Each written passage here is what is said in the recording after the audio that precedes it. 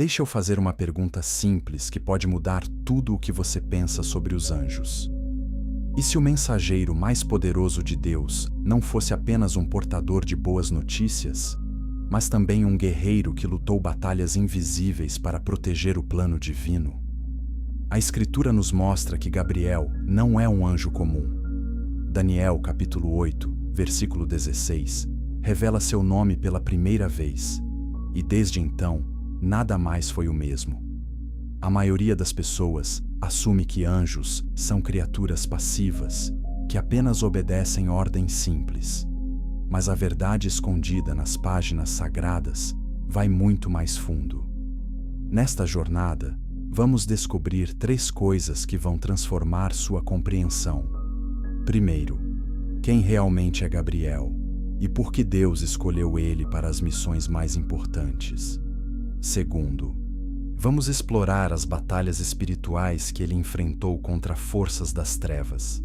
E terceiro, vamos entender como suas mensagens moldaram o destino da humanidade. E uma vez que entendemos essa primeira camada, a história real começa. Gabriel não aparece nas Escrituras como outros anjos aparecem. Ele surge em momentos críticos, momentos onde o futuro inteiro de Israel está em jogo, momentos onde a vinda do Messias precisa ser anunciada, momentos onde a história precisa virar uma nova página. Estudiosos debatem há séculos sobre a verdadeira natureza de Gabriel. Alguns dizem que ele é apenas um mensageiro. Outros afirmam que ele é um dos 7 arcanjos que estão diante do trono de Deus. Textos antigos confirmam que seu nome significa Homem de Deus ou Deus é minha força. Isso já nos diz algo profundo sobre sua missão. Mas aqui está a parte que poucos entendem. Gabriel não é apenas poderoso por sua força física ou espiritual. Ele é poderoso porque carrega a palavra que muda tudo. Pense nisso por um momento. Quando Gabriel fala, impérios caem. Quando Gabriel anuncia, virgens concebem. Quando Gabriel revela, profecias se cumprem. Essa não é uma responsabilidade pequena. É o peso do plano eterno de Deus sobre os ombros de um ser celestial. As Escrituras revelam que Gabriel estava presente desde o princípio. Não literalmente na criação, mas nas cortes celestiais, observando, esperando, preparado para quando Deus o chamasse. Imagine a paciência necessária. Imagine a obediência absoluta. Enquanto outros anjos questionaram, Gabriel permaneceu fiel. Enquanto Lúcifer se rebelou por orgulho, Gabriel se curvou em humildade. Essa é a diferença entre aquele que caiu e aquele que permaneceu. Mas vamos além da superfície. Por que Deus escolhe Gabriel especificamente para certas missões? Por que não Miguel, o comandante dos exércitos celestiais? Por que não Rafael, o curador? A resposta está na natureza da mensagem. Gabriel não luta guerras físicas como Miguel faz. Gabriel luta a guerra da verdade. Ele carrega palavras que precisam ser acreditadas, não apenas ouvidas. Ele anuncia promessas que desafiam a lógica humana. Ele revela mistérios que a mente natural não pode compreender. Textos judaicos antigos, como o livro de Enoque, descrevem Gabriel como um dos 4 arcanjos principais. Ele fica à esquerda de Deus, enquanto Miguel fica à direita. Essa posição simbólica nos ensina algo. Miguel representa a justiça e o julgamento. Gabriel representa a misericórdia e a revelação. Juntos, eles equilibram a vontade divina. Quando Deus precisa destruir, Miguel vai. Quando Deus precisa salvar, Gabriel vai. Mas aqui está o que vai surpreender você. Gabriel não sempre teve sucesso imediato. Em Daniel capítulo 10, ele enfrenta resistência. Ele é impedido por 21 dias pelo príncipe da Pérsia. Isso levanta uma pergunta perturbadora. Como um arcanjo de Deus pode ser impedido por uma força demoníaca? Isso significa que Gabriel não é todo-poderoso? Ou significa que até mesmo os mensageiros de Deus enfrentam batalhas que exigem reforços? A verdade é que Gabriel opera dentro dos limites que Deus estabelece. Ele não age por conta própria. Ele não toma decisões independentes. Cada palavra que ele fala foi dada por Deus. Cada missão que ele cumpre foi ordenada pelo Altíssimo. Isso é humildade em sua forma mais pura, poder absoluto sob controle absoluto, força ilimitada sob obediência ilimitada. Agora pense nisso. Quantas vezes Gabriel foi enviado à Terra? A Bíblia registra apenas algumas aparições, mas estudiosos sugerem que Gabriel pode ter estado envolvido em muitos outros eventos não registrados. Ele pode ter estado presente na libertação de Israel do Egito.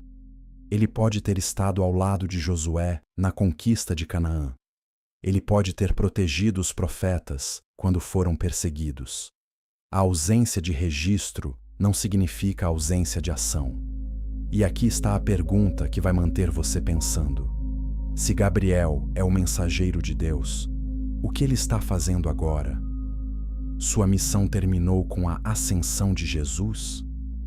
Ou ele ainda está ativo, entregando mensagens divinas de maneiras que não reconhecemos?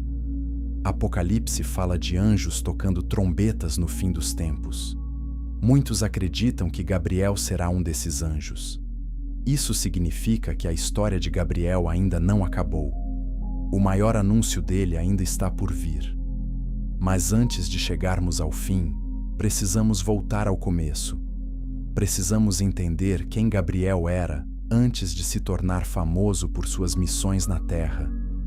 Precisamos ver como ele se relacionava com outros anjos. Precisamos descobrir o que o tornava diferente. E é exatamente isso que vamos explorar no próximo capítulo. Prepare-se, porque o que vem a seguir vai revelar segredos que muitos estudiosos preferem ignorar. Capítulo 2. Gabriel e a hierarquia angelical. Você já se perguntou como funciona a organização do céu? A maioria das pessoas imagina anjos voando livremente sem estrutura ou ordem. Mas a realidade bíblica é muito diferente. As Escrituras revelam uma hierarquia celestial complexa e organizada. Gabriel não está no topo dessa hierarquia, mas ele também não está no fundo. Ele ocupa uma posição única que o torna indispensável para o plano de Deus. Vamos começar com o básico. A Bíblia menciona diferentes categorias de anjos. Temos os querubins, que guardam a santidade de Deus. Temos os serafins, que adoram continuamente diante do trono. Temos os arcanjos, que lideram exércitos celestiais e executam missões críticas. Gabriel pertence a essa última categoria. Mas mesmo entre os arcanjos, há diferenças de função e autoridade. Miguel é chamado de o Grande Príncipe, em Daniel capítulo 12. Ele é o protetor de Israel e o comandante dos exércitos de Deus. Judas capítulo 9 nos diz que Miguel disputou com o diabo pelo corpo de Moisés. Isso mostra seu papel como guerreiro e defensor. Gabriel, por outro lado, nunca é descrito lutando batalhas físicas diretas. Sua guerra é diferente.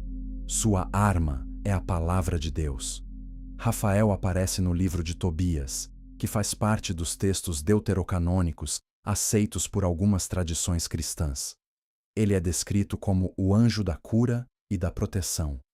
Ele guia Tobias em sua jornada e expulsa demônios. Isso nos mostra que cada arcanjo tem uma especialização. Miguel guerreia, Rafael cura, Gabriel anuncia. Mas aqui está o que muitos não sabem. Textos judaicos antigos, especialmente o livro de Enoque, mencionam 7 arcanjos principais. Além de Miguel, Gabriel e Rafael, há Uriel, Raguel, Remiel e Sariel. Cada um com responsabilidades específicas.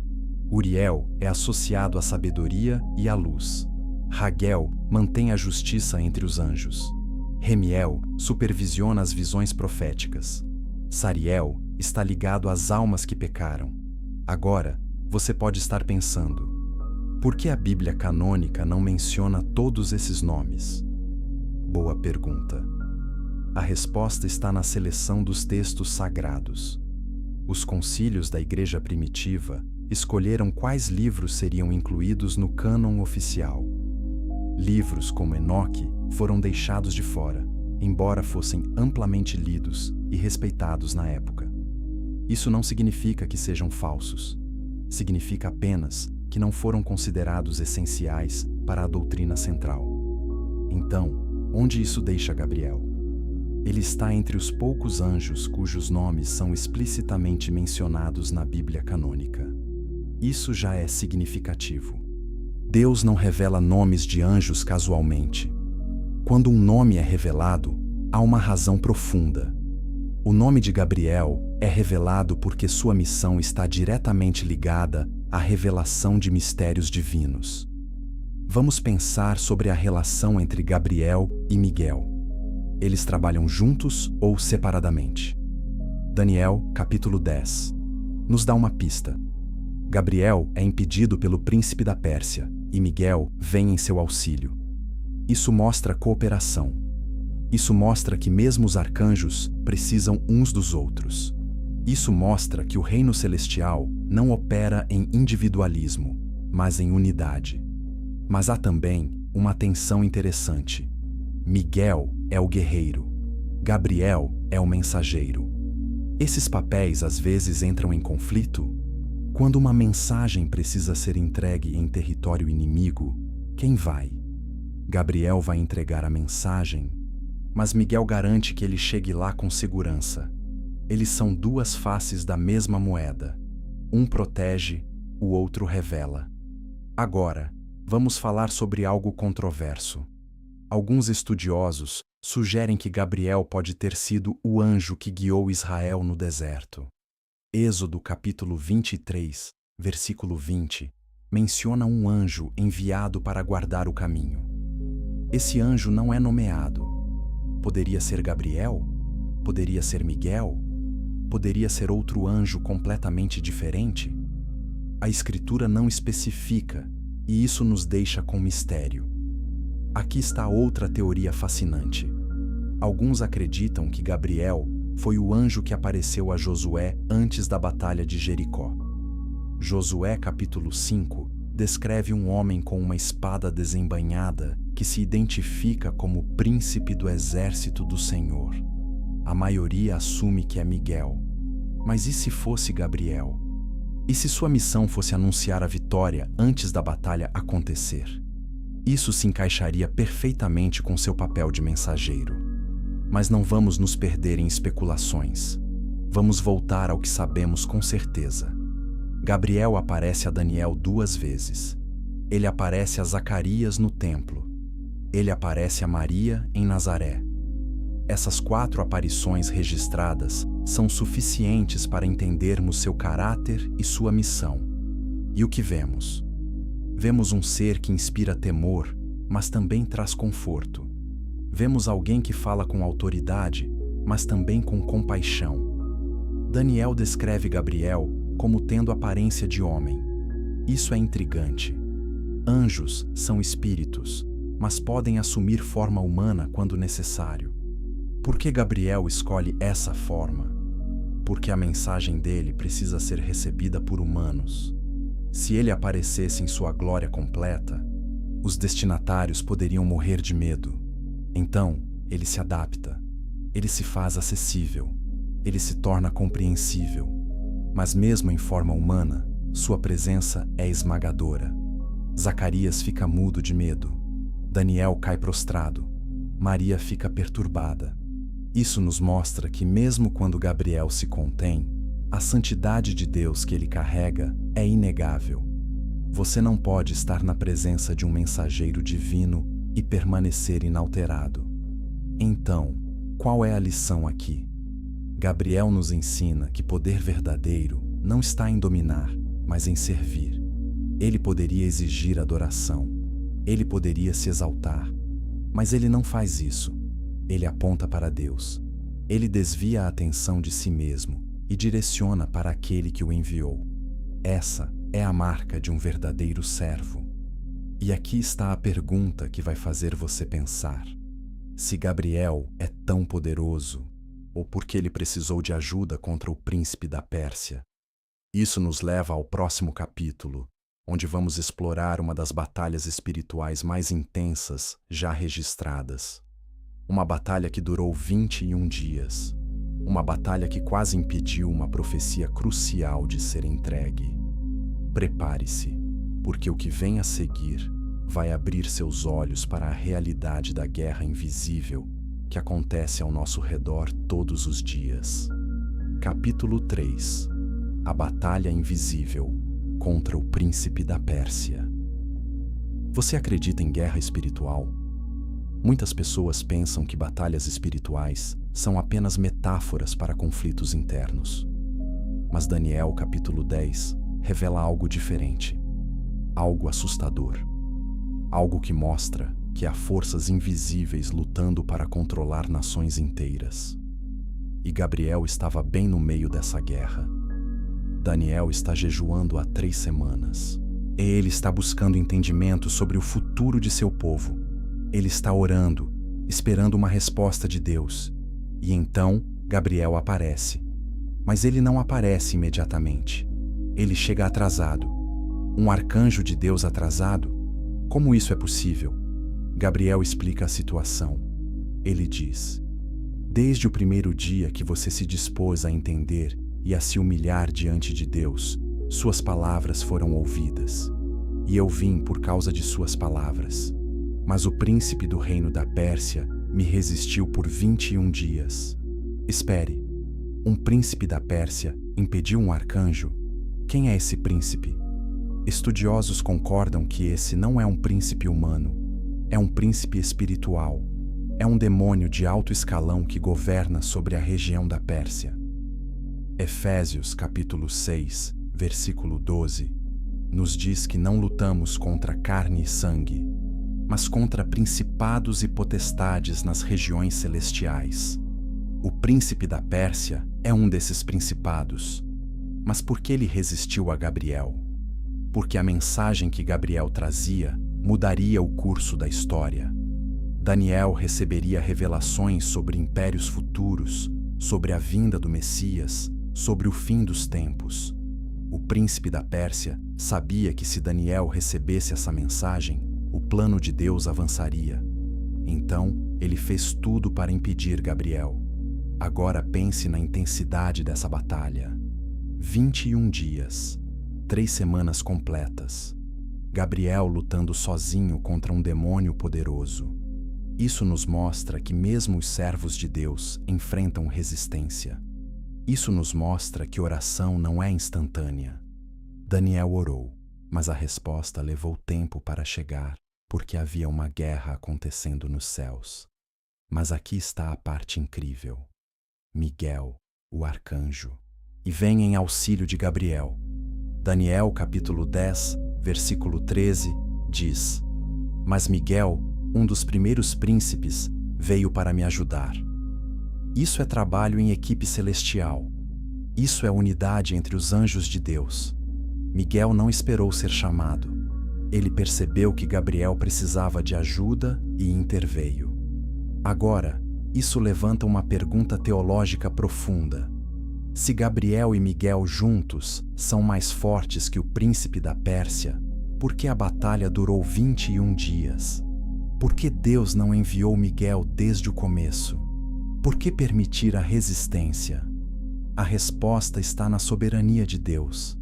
Deus poderia ter destruído o príncipe da Pérsia instantaneamente, mas ele escolheu não fazer isso. Por quê? Porque a batalha espiritual ensina lições importantes. Ela ensina a Daniel sobre perseverança na oração. Ela ensina a Gabriel sobre humildade. Ela ensina a nós que vitórias espirituais às vezes exigem tempo e paciência. Mas vamos mais fundo. Quem exatamente é o príncipe da Pérsia? Alguns estudiosos acreditam que cada nação tem um anjo ou demônio designado para influenciá-la. Deuteronômio capítulo 32, versículo 8, na Septuaginta, sugere que Deus dividiu as nações de acordo com o número dos anjos. Isso implicaria que há anjos sobre nações. Quando uma nação se rebela contra Deus, o anjo designado também se rebela, tornando-se um demônio. O príncipe da Pérsia, então, seria um anjo caído que governa espiritualmente sobre o Império Persa. Seu objetivo é manter a Pérsia longe de Deus. Seu objetivo é impedir que o plano de Deus para Israel se cumpra através da Pérsia. E quando Gabriel tenta passar com uma mensagem divina, ele enfrenta oposição feroz. Mas aqui está o que você precisa entender. O príncipe da Pérsia não estava apenas lutando contra Gabriel. Ele estava lutando contra a oração de Daniel. A oração de um homem justo é poderosa. Tiago, capítulo 5, versículo 16, confirma isso. Daniel estava orando, e sua oração ativou uma resposta celestial. Gabriel foi enviado, e o príncipe da Pérsia tentou bloquear essa resposta. Isso nos ensina algo crucial sobre oração. Quando você ora, você não está apenas falando com Deus. Você está desencadeando eventos no reino espiritual. Você está mobilizando anjos. Você está perturbando demônios. Você está mudando a atmosfera espiritual ao seu redor. E às vezes, você enfrenta resistência. Às vezes, a resposta não vem imediatamente. Mas isso não significa que Deus não ouviu. Significa que há uma batalha acontecendo. Agora, nós vamos falar sobre as armas dessa batalha. Como Gabriel lutou contra o príncipe da Pérsia? A Bíblia não nos dá detalhes específicos, mas podemos inferir algumas coisas. Efésios capítulo 6 lista as armas espirituais: verdade, justiça, evangelho da paz, fé, salvação, a palavra de Deus e oração. Essas são armas para humanos, mas anjos têm acesso a armas ainda mais poderosas. Apocalipse, capítulo 12, descreve Miguel e seus anjos lutando contra o dragão. Eles vencem pelo sangue do Cordeiro e pela palavra do seu testemunho. Isso sugere que anjos também lutam usando a autoridade de Cristo e a verdade da palavra de Deus. Gabriel, então, lutou contra o príncipe da Pérsia, invocando a autoridade de Deus e declarando a verdade profética que ele carregava. Mas aqui está algo controverso. Alguns teólogos sugerem que a batalha não foi física, ou mais ideológica. Eles argumentam que o príncipe da Pérsia estava tentando influenciar os líderes persas a impedir o retorno dos judeus a Jerusalém. E Gabriel estava trabalhando para neutralizar essa influência. Então, a luta foi uma disputa de influência, não um combate literal. Qual visão está correta? Provavelmente ambas. O reino espiritual opera de maneiras que não compreendemos completamente. Pode haver tanto combate espiritual literal, quanto batalha de influência ideológica.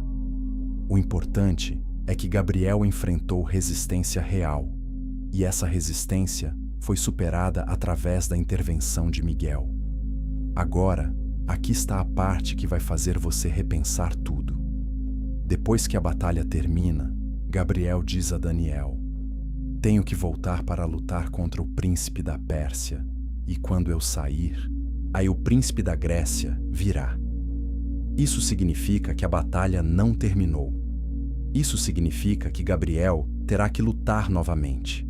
E um novo inimigo está chegando, o príncipe da Grécia. Isso nos mostra que a guerra espiritual é contínua. Não há uma vitória final até que Cristo retorne. Há batalhas vencidas, mas a guerra continua. Gabriel venceu o príncipe da Pérsia naquele momento, mas ele sabe que a luta não acabou. Ele sabe que novos desafios virão, e ele está pronto para enfrentá-los. Então, qual é a lição para nós? Primeiro, nossas orações têm poder. Daniel orou, e isso mobilizou forças celestiais. Segundo, respostas atrasadas não significam orações não respondidas. Às vezes, há uma batalha espiritual acontecendo. Terceiro, não lutamos sozinhos. Assim como Miguel ajudou Gabriel, Deus envia ajuda quando precisamos. E aqui está a pergunta final. Se Gabriel enfrentou tanta resistência para entregar uma mensagem a Daniel, imagine a resistência que ele enfrentou para anunciar o nascimento do Messias. Isso nos leva ao próximo capítulo, onde vamos explorar a missão mais importante de Gabriel até aquele momento: revelar a vinda do Salvador. Prepare-se, porque o que vem a seguir é o coração do plano de redenção de Deus. Capítulo 4. O segredo das visões de Daniel. Daniel não é apenas um profeta. Ele é um vidente. Ele vê o futuro com uma clareza que assusta. E Gabriel é o intérprete dessas visões. Sem Gabriel, Daniel ficaria perdido em símbolos e imagens confusas. Mas com Gabriel, tudo faz sentido. E o que Gabriel revela a Daniel muda tudo. Vamos começar com Daniel, capítulo 8. Daniel tem uma visão de um carneiro e um bode. O carneiro tem 2 chifres e é poderoso. O bode vem do oeste e derrota o carneiro com facilidade. Então, o chifre grande do bode se quebra e 4 chifres crescem em seu lugar. De um desses chifres surge um chifre pequeno que cresce em direção à terra gloriosa e desafia o próprio céu. Daniel está confuso. Ele não entende o que significa. E então, Gabriel aparece. Gabriel diz: "Entenda, filho do homem, que a visão se refere ao tempo do fim." Ele explica que o carneiro representa os reis da Média e da Pérsia. O bode representa o rei da Grécia. O chifre grande é o primeiro rei. E os 4 chifres que surgem são 4 reinos que se dividirão. Mas quem é o chifre pequeno? Gabriel não dá um nome específico.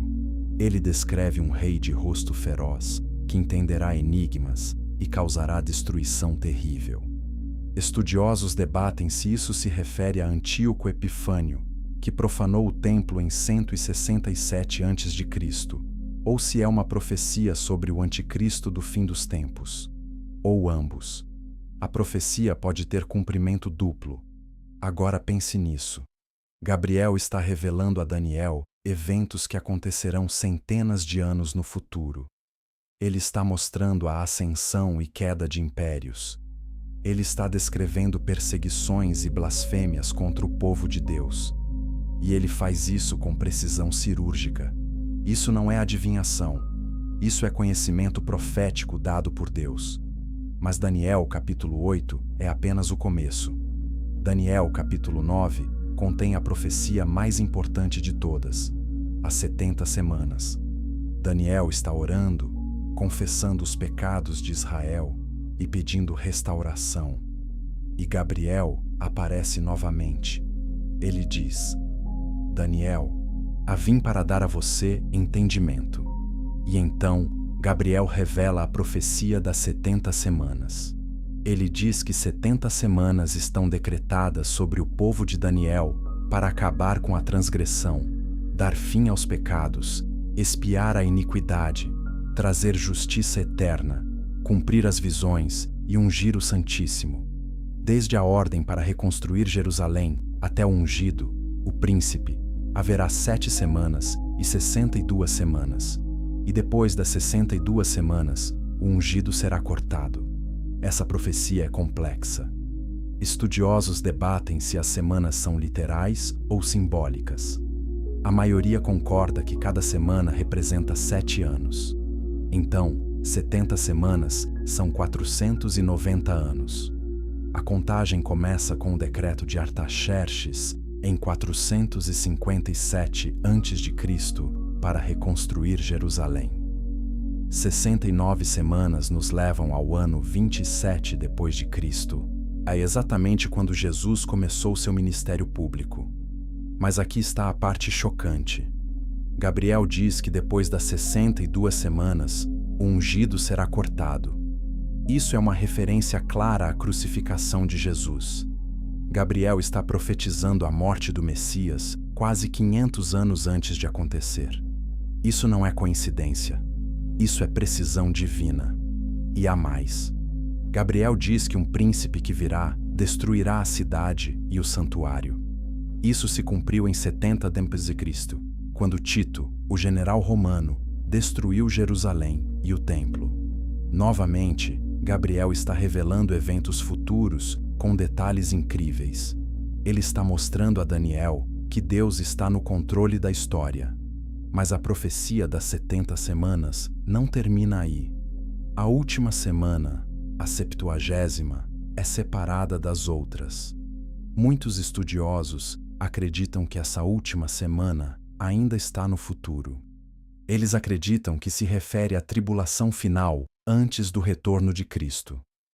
Gabriel profetiza que no meio dessa semana, sacrifícios cessarão e uma abominação desoladora será estabelecida. Agora, isso é controverso. Alguns acreditam que isso se cumpriu com Antíoco Epifânio. Outros acreditam que se cumprirá com o Anticristo. Jesus mesmo se refere a essa profecia em Mateus capítulo 24, dizendo: Quando virdes a abominação da desolação, de que falou o profeta Daniel, estabelecida no lugar santo, então os que estiverem na Judéia fujam para os montes. Isso sugere um cumprimento futuro. Então, qual é a resposta correta? A verdade é que profecias bíblicas frequentemente têm múltiplas camadas de cumprimento. Elas podem se cumprir parcialmente em um evento histórico e completamente em um evento futuro. Gabriel está revelando a Daniel um padrão que se repete ao longo da história até chegar ao clímax final. Mas aqui está o que muitos perdem. O propósito dessas visões não é apenas prever o futuro, é fortalecer a fé de Daniel. É assegurar a ele que Deus não abandonou seu povo. É mostrar que, apesar das provações, há um plano. E esse plano culmina na vinda do Messias e no estabelecimento do reino eterno de Deus. Daniel vive em exílio. Seu povo está espalhado. O templo está destruído. Parece que Deus falhou. Mas Gabriel mostra a ele que não.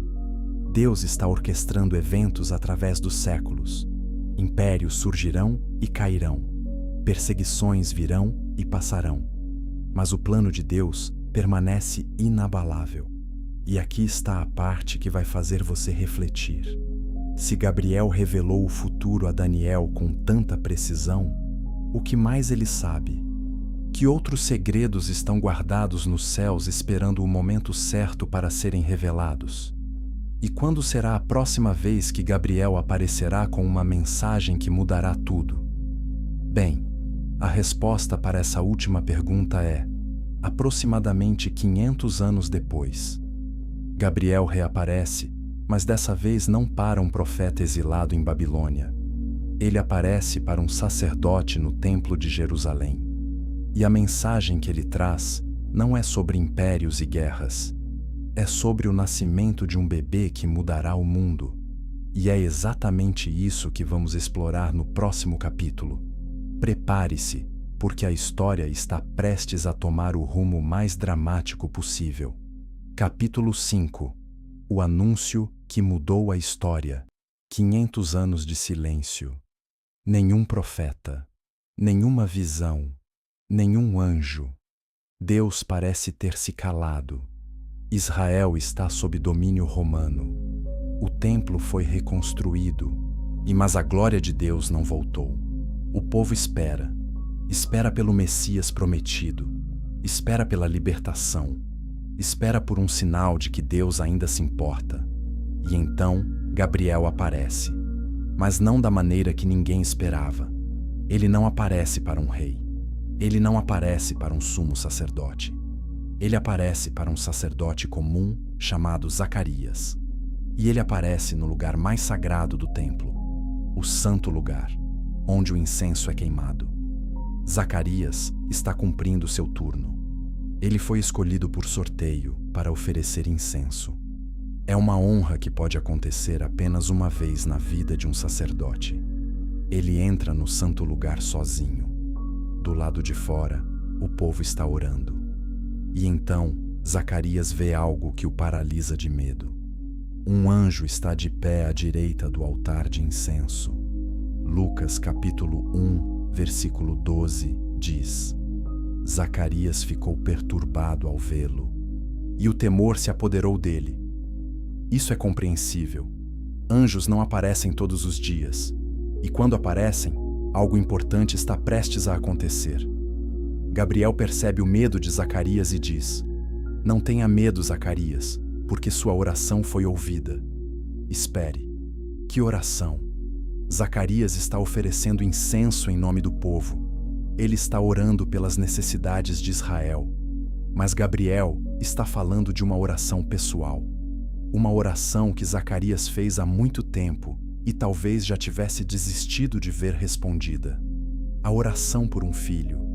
Gabriel diz: Sua esposa Isabel lhe dará um filho, e você lhe dará o nome de João. Ele será para você motivo de prazer e alegria, e muitos se alegrarão com o seu nascimento, pois ele será grande diante do Senhor. Gabriel continua descrevendo João. Ele não beberá vinho. Ele será cheio do Espírito Santo desde o nascimento. Ele converterá muitos israelitas ao Senhor. Ele irá adiante do Senhor no espírito e poder de Elias. Agora pense na magnitude disso. Gabriel não está apenas anunciando o nascimento de uma criança. Ele está anunciando o precursor do Messias. Ele está dizendo que o plano de redenção de Deus está finalmente se movendo, que o silêncio de 500 anos está prestes a acabar, que a promessa feita a Daniel sobre o ungido que viria está prestes a se cumprir. Mas Zacarias não acredita. Ele pergunta: Como saberei que isso é verdade? Pois sou velho e minha esposa é de idade avançada. Isso é compreensível. Ele e Isabel estão além da idade de ter filhos. Abraão e Sara já tentaram isso, mas eles eram exceção. Zacarias quer uma prova. Ele quer um sinal. E Gabriel fica irritado. Ele responde: Eu sou Gabriel. Estou na presença de Deus e fui enviado para falar com você e dar-lhe estas boas novas. E agora você ficará mudo e não poderá falar até o dia em que isso aconteça, porque você não acreditou nas minhas palavras, que se cumprirão no tempo próprio. Isso é severo. Gabriel não está acostumado a ser questionado. Ele é o mensageiro de Deus. Quando ele fala, é porque Deus falou. Duvidar de Gabriel é duvidar de Deus. E essa dúvida tem consequências. Zacarias fica mudo imediatamente. Ele não poderá falar até que o bebê nasça e seja nomeado João. Mas aqui está o que muitos perdem. A mudez de Zacarias não é apenas punição, é também proteção. Se Zacarias pudesse falar, ele poderia espalhar a notícia prematuramente. Ele poderia criar expectativas erradas. Ele poderia colocar a criança em perigo. Deus tem um tempo certo para tudo. E até que esse tempo chegue, Zacarias precisa ficar em silêncio. 9 meses depois, João nasce. Parentes e vizinhos se reúnem para o ritual de circuncisão. Eles querem nomear o bebê de Zacarias, seguindo a tradição. Mas Isabel diz: Não, ele será chamado João. Isso causa confusão. Ninguém na família tem esse nome. Eles perguntam a Zacarias. Ele pede uma tábua e escreve: O nome dele é João. Imediatamente, sua boca se abre, sua língua se solta, e ele começa a profetizar. Ele louva a Deus. Ele fala sobre o Messias que virá. Ele fala sobre seu filho João como o profeta do Altíssimo que preparará o caminho para o Senhor. Isso é um momento de pura alegria e adoração. Zacarias aprendeu sua lição. Ele não duvida mais. Mas a missão de Gabriel não termina com Zacarias. 6 meses depois do anúncio a Zacarias, Gabriel recebe outra missão, a mais importante de todas. Ele é enviado a uma virgem em Nazaré, uma jovem de nome Maria, e a mensagem que ele traz mudará o curso da história para sempre. Gabriel entra onde Maria está e diz: Alegre-se, agraciada, o Senhor está com você. Maria fica perturbada. Ela não entende por que um anjo a chamaria de agraciada. Gabriel percebe sua confusão e diz: Não tenha medo, Maria. Você foi agraciada por Deus. Você ficará grávida e dará à luz um filho, e lhe porá o nome de Jesus. Ele será grande e será chamado Filho do Altíssimo. Agora pare e pense nisso. Gabriel está anunciando a encarnação. Ele está dizendo que Deus se tornará homem, que o Criador entrará em sua criação, que o infinito se tornará finito. Isso é além da compreensão. Isso é o maior mistério da fé cristã. E Gabriel é escolhido para anunciar isso. E Maria pergunta: Como acontecerá isso, se sou virgem? Essa é uma pergunta legítima. Ela não está duvidando como Zacarias duvidou. Ela está perguntando como algo impossível pode acontecer. E Gabriel responde: O Espírito Santo virá sobre você, e o poder do Altíssimo a cobrirá com a sua sombra. Assim, aquele que há de nascer será chamado Santo, Filho de Deus. Essa é a explicação. Não será concepção natural. Será concepção sobrenatural. O Espírito Santo criará vida no ventre de Maria, e essa vida será Deus em forma humana. Jesus será plenamente Deus e plenamente homem. Ele será o cumprimento de todas as profecias. Ele será o Messias esperado. Ele será o Salvador do mundo. E Maria aceita. Ela diz: Sou serva do Senhor. Que aconteça comigo conforme a tua palavra. Isso é fé. Isso é obediência. Isso é humildade. Maria não pede sinais. Ela não questiona. Ela confia. E por causa dessa confiança, o plano de redenção de Deus avança. Mas aqui está a pergunta que devemos fazer. Por que Gabriel? Por que ele foi escolhido para fazer esses anúncios cruciais? A resposta está em sua história. Ele anunciou a Daniel a vinda do Messias. Agora, ele anuncia a João e a Maria o cumprimento dessa profecia. Ele é a ponte entre promessa e cumprimento. Ele é o fio que une o Antigo e o Novo Testamento. E aqui está algo que vai fazer você pensar. Depois do anúncio a Maria, Gabriel desaparece do registro bíblico. Nós não o vemos mais no Novo Testamento. Sua missão está completa. Ele anunciou o Messias. Agora o Messias fará o resto. Mas será que Gabriel realmente desapareceu? Ou ele está apenas trabalhando nos bastidores, esperando o momento certo para reaparecer? E quando será esse momento? E vamos explorar isso no próximo capítulo, onde veremos o papel de Gabriel no plano final de Deus. Capítulo 6. Maria e o plano divino. Maria é jovem. Provavelmente tem entre 13 e 15 anos, que era a idade comum para casamento naquela cultura. Ela está prometida a José, um carpinteiro de Nazaré. Sua vida é simples. Ela não é rica. Ela não é famosa. Ela não é poderosa. Mas Deus a escolheu para o papel mais importante da história humana. Quando Gabriel aparece a Maria, ele usa palavras que ninguém esperaria. Ele a chama de agraciada. A palavra grega é kecharitomene, que significa cheia de graça ou favorecida. Isso implica que Maria já está em um estado especial de favor divino antes do anúncio. Isso levanta questões teológicas. Católicos interpretam isso como suporte para a doutrina da Imaculada Conceição.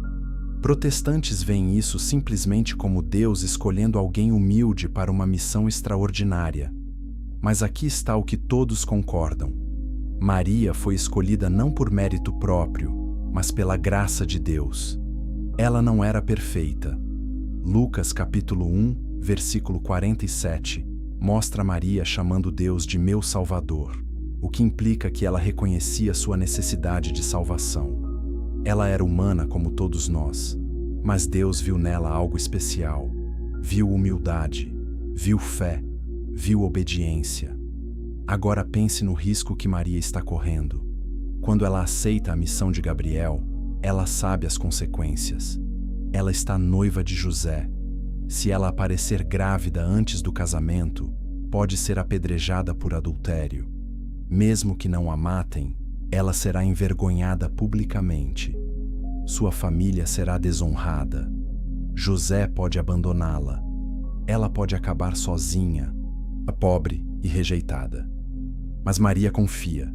Ela diz: "Sou serva do Senhor, que aconteça comigo conforme a tua palavra." Isso não é resignação passiva. Isso é ativa submissão à vontade de Deus. Maria está dizendo: "Eu entendo os riscos, eu entendo o custo, mas se isso é o que Deus quer, eu aceito." E aqui está algo que muitos não percebem. Quando Gabriel sai, Maria fica sozinha com a notícia. Ela não pode contar a ninguém imediatamente. Quem acreditaria nela? "Um anjo me disse que vou ter um bebê, mas ainda sou virgem?" Soa absurdo. Então, Maria viaja até as montanhas da Judéia para visitar sua prima Isabel. Por que Isabel? Porque Gabriel disse a Maria que Isabel também está grávida, apesar de sua idade avançada. Isso é confirmação. Se Isabel realmente está grávida, então tudo o que Gabriel disse é verdade. E quando Maria chega, algo extraordinário acontece. O bebê no ventre de Isabel salta de alegria, e Isabel, cheia do Espírito Santo, exclama: "Bendita és tu entre as mulheres, e bendito é o fruto do teu ventre." Isso é confirmação divina. Isabel reconhece imediatamente que Maria carrega o Messias. Ela nem precisou que Maria contasse. O Espírito Santo revelou a ela. E isso fortalece a fé de Maria. Ela não está sozinha. Deus está com ela. E Deus está provendo testemunhas que confirmarão a verdade. Maria responde com o Magnificat, um dos cânticos mais belos da Bíblia. Ela diz: "A minha alma engrandece ao Senhor, e o meu espírito se alegra em Deus, meu Salvador, pois atentou para a humildade da sua serva." Maria reconhece que ela é apenas um instrumento. Ela não se exalta. Ela exalta a Deus. Mas aqui está algo controverso. Algumas tradições cristãs elevam Maria quase ao nível de divindade. Elas oram a ela. Elas a chamam de corredentora. Elas a veem como mediadora entre Deus e a humanidade. Mas a Bíblia não suporta isso. Maria mesma nunca reivindica tais títulos. Ela se chama serva. Ela aponta para Jesus, não para si mesma. Então, qual é o papel apropriado de Maria? Ela é digna de honra e respeito? Absolutamente. Ela foi escolhida para carregar o Salvador. Ela sofreu a dor de ver seu filho ser crucificado. Ela foi fiel até o fim. Mas ela não é divina.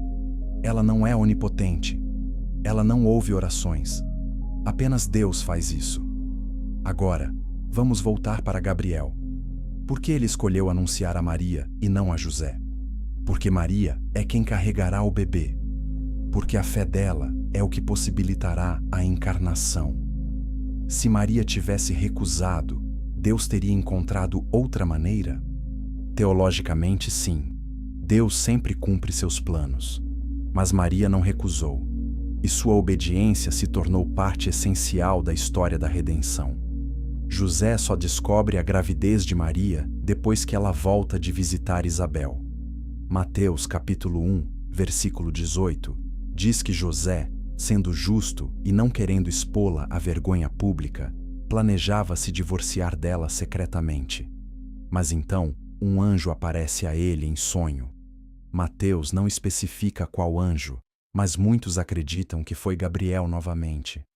O anjo diz a José: "José, filho de Davi, não tema receber Maria como sua esposa, pois o que nela foi gerado procede do Espírito Santo. Ela dará à luz um filho, e você deverá dar-lhe o nome de Jesus, porque ele salvará o seu povo dos seus pecados." José acorda e obedece. Ele toma Maria como esposa e protege a reputação dela. Isso nos mostra que Deus não apenas chama, mas também provê. Maria foi chamada, e Deus providenciou José para protegê-la. João Batista foi anunciado, e Deus providenciou Isabel para confirmar a Maria. Cada parte do plano é cuidadosamente orquestrada. Nada é deixado ao acaso. Mas aqui está a pergunta que vai fazer você refletir. Se Gabriel anunciou o nascimento de Jesus, por que não há registro dele anunciando a ressurreição? Por que ele não apareceu no túmulo vazio?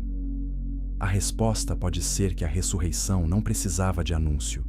Ela era a própria evidência. Os anjos no túmulo, Mateus não os nomeia, simplesmente confirmaram o que já havia acontecido.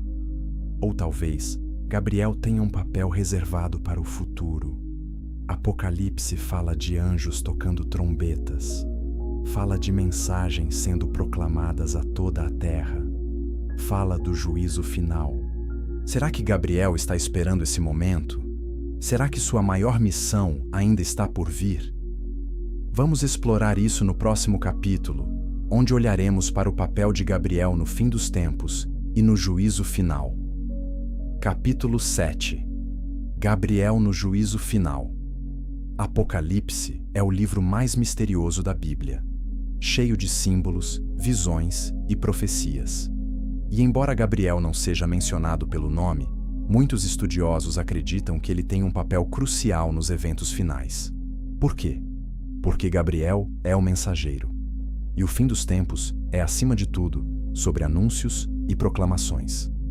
Apocalipse capítulo 8 descreve 7 anjos com 7 trombetas. Quando cada anjo toca sua trombeta, um evento catastrófico ocorre na terra. Pragas, terremotos, estrelas caindo, montanhas ardentes lançadas no mar. Esses anjos não são nomeados, mas lógica sugere que seriam arcanjos de alto nível. E Gabriel, como um dos principais arcanjos, certamente estaria entre eles. Mas há outra passagem ainda mais intrigante. Apocalipse capítulo 14, versículo 6, descreve um anjo voando pelo meio do céu com o evangelho eterno para proclamar aos que habitam na terra.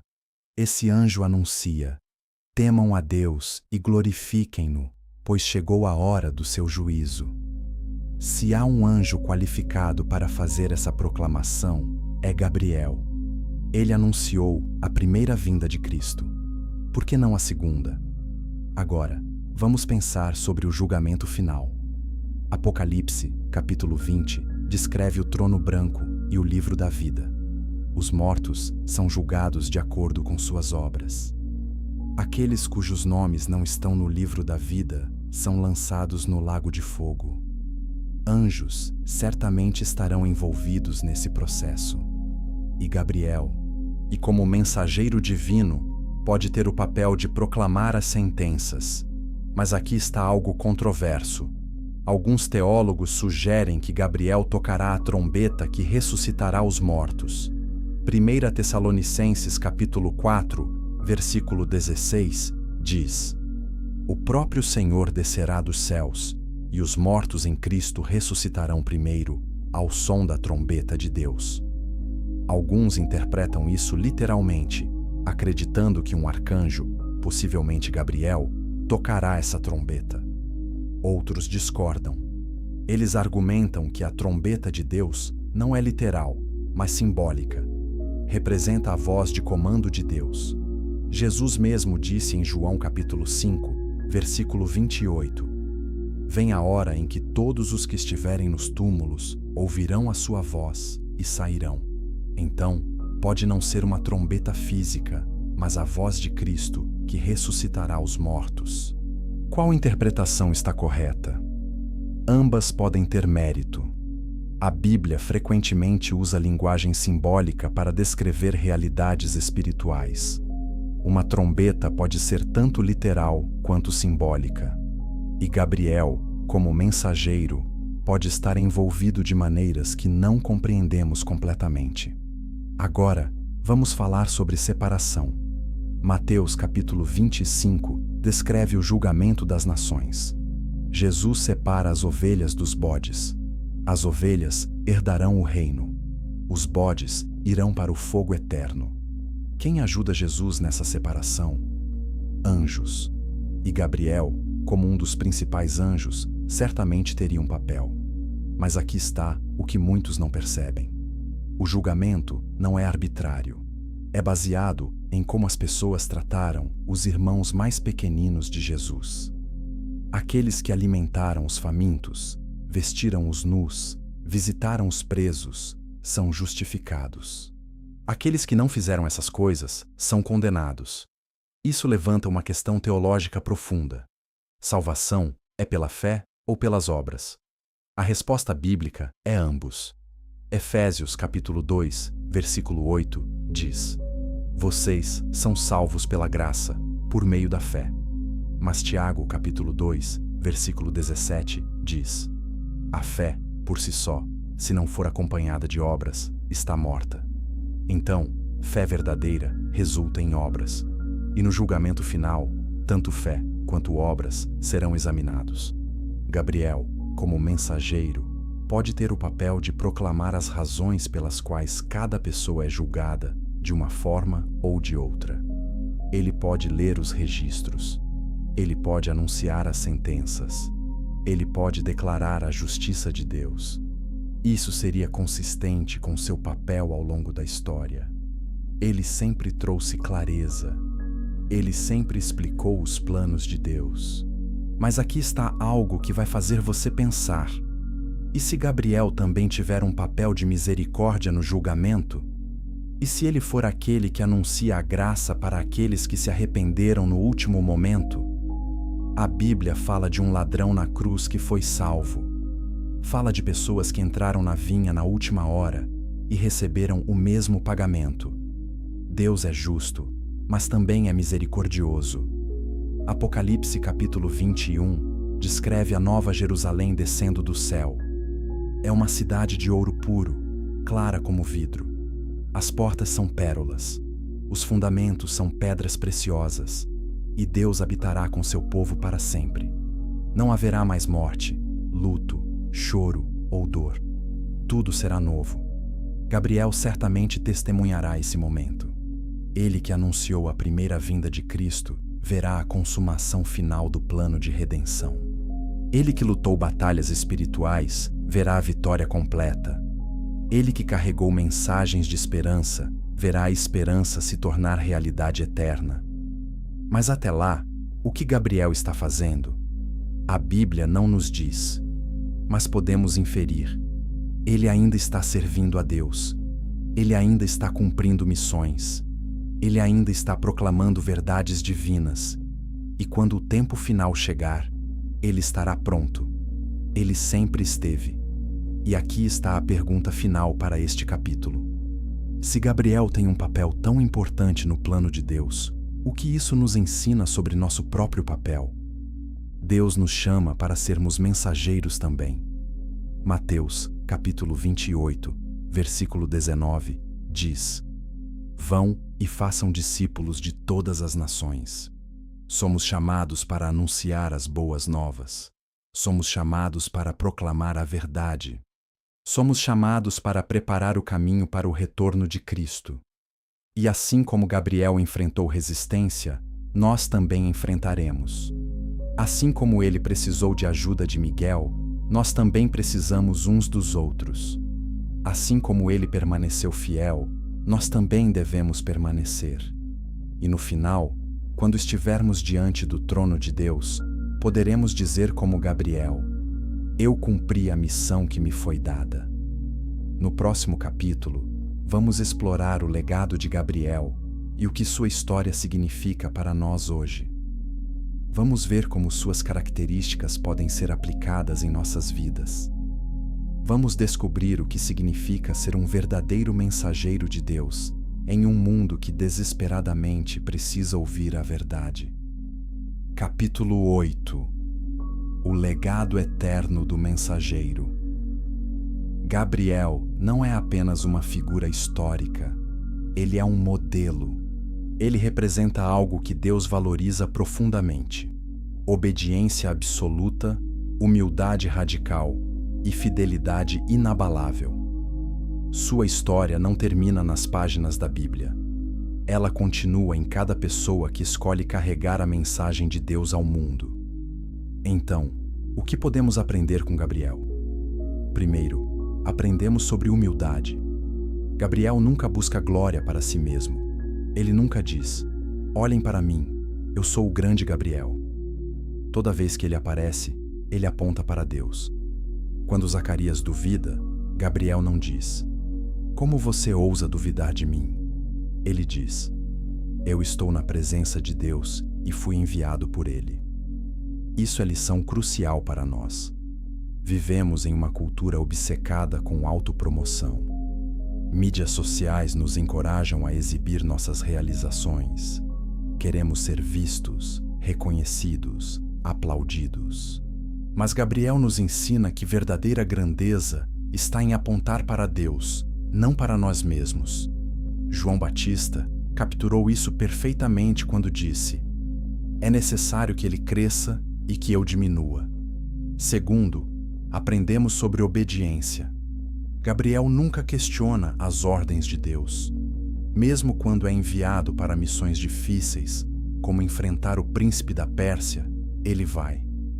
Mesmo quando a mensagem que ele carrega é difícil de entregar, como dizer a Zacarias que ele ficará mudo, ele entrega. Obediência não é condicional.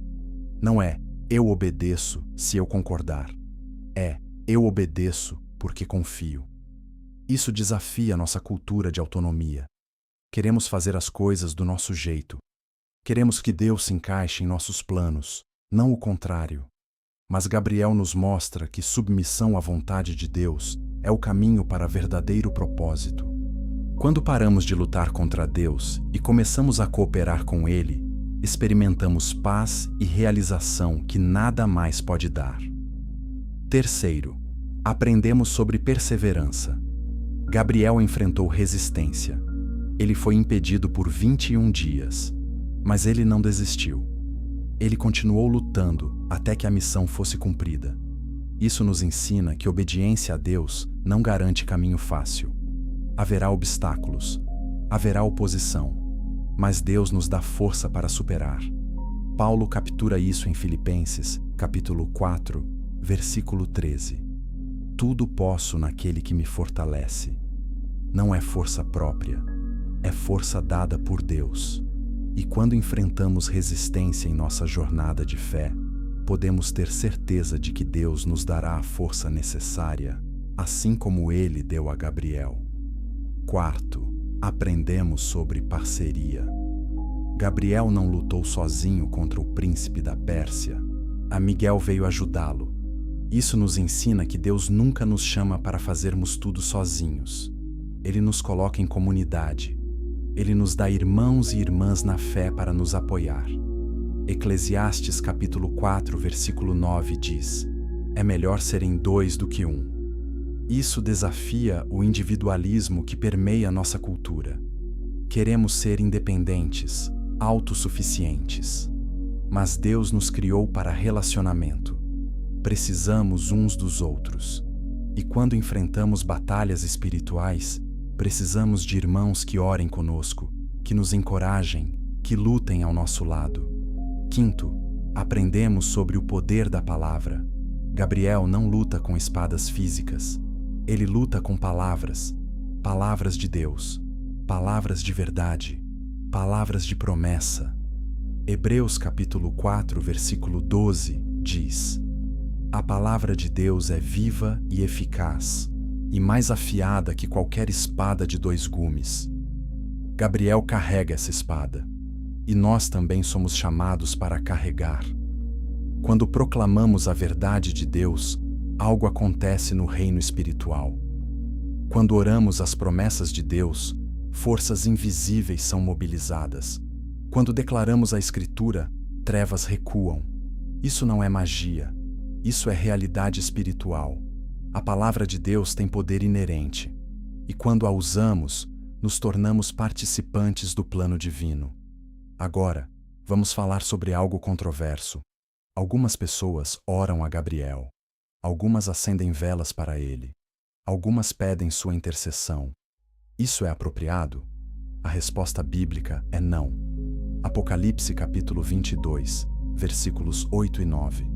Descreve João caindo aos pés de um anjo para adorá-lo. O anjo responde: não faça isso, adore a Deus. Anjos não aceitam adoração. Eles direcionam a adoração a Deus. Então, honrar Gabriel é diferente de adorá-lo. Podemos respeitar sua fidelidade. Podemos aprender com seu exemplo, mas não devemos orar a ele. 1 Timóteo capítulo 2, versículo 5 diz: há um só Deus e um só mediador entre Deus e os homens, o homem Cristo Jesus. Não precisamos de intermediários angelicais. Jesus é suficiente. Mas aqui está algo que muitos cristãos esquecem. Embora não devamos orar a anjos, devemos estar cientes de sua atividade. Hebreus capítulo 1, versículo 14, diz: os anjos não são todos espíritos ministradores enviados para servir aqueles que hão de herdar a salvação? Anjos estão ativos. Eles nos protegem. Eles nos guiam. Eles lutam por nós nos lugares celestiais. Isso significa que quando você ora, não está apenas falando com Deus.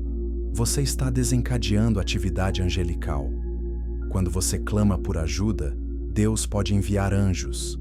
Quando você enfrenta batalhas espirituais, anjos estão lutando ao seu lado. Você não os vê, mas eles estão lá. Gabriel pode não aparecer visivelmente a você, mas seu legado de fidelidade continua através de todos os anjos que servem a Deus. Agora, vamos à aplicação prática. Como você pode viver como Gabriel? Como você pode ser um mensageiro de Deus no mundo de hoje? Primeiro, conheça a mensagem. Você não pode proclamar o que não conhece. Estude a palavra. Mergulhe nas Escrituras. Deixe a verdade de Deus encher você. Segundo, viva a mensagem. Suas ações falam mais alto que suas palavras. Se você proclama amor, mas vive com ódio, sua mensagem é vazia. Se você prega graça, mas age com julgamento, ninguém vai te ouvir. Seja autêntico. Seja consistente. Deixe sua vida refletir a mensagem que você carrega. Terceiro, proclame a mensagem. Não guarde para si mesmo. Deus não nos deu a verdade para escondermos. Ele nos deu para compartilharmos. Isso não significa que você precisa ser pregador profissional. Significa que em suas conversas diárias, em suas interações nas redes sociais, em seus relacionamentos, você deixa a luz de Cristo brilhar. Quarto, suporte resistência. Nem todos vão receber sua mensagem bem. Alguns vão zombar, alguns vão rejeitar, alguns vão perseguir. Jesus avisou em João capítulo 15, versículo 18. Se o mundo os odeia, tenham em mente que antes me odiou. Mas não desista. Continue fiel. A recompensa virá. Quinto, dependa de Deus. Gabriel nunca operou em sua própria força. Ele sempre foi enviado. Ele sempre carregou palavras dadas por Deus. Você também não pode fazer isso sozinho. Precisa de oração. Precisa do Espírito Santo. Precisa de dependência diária da graça de Deus. E aqui está a promessa final. Assim como Gabriel verá o cumprimento completo do plano de Deus, você também verá. Se você permanecer fiel, se você continuar carregando a mensagem, se você não desistir, chegará o dia em que você estará diante do trono de Deus. E Ele dirá: muito bem, servo bom e fiel. Gabriel nos ensina que não precisamos ser perfeitos. Precisamos ser obedientes. Não precisamos ser os mais fortes. Precisamos ser fiéis. Não precisamos ter todas as respostas. Precisamos confiar naquele que tem. E quando fazemos isso, nos tornamos parte da história eterna de Deus. Nos tornamos mensageiros. Nos tornamos portadores de esperança. Nos tornamos luz no meio das trevas. Então, qual será a sua resposta? Você aceitará o chamado? Você carregará a mensagem?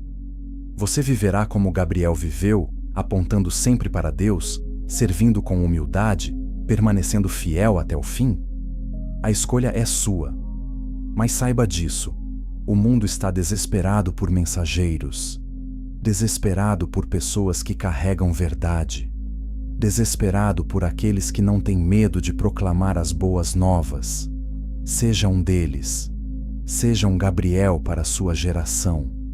E veja Deus fazer através de você coisas que você nunca imaginou possíveis.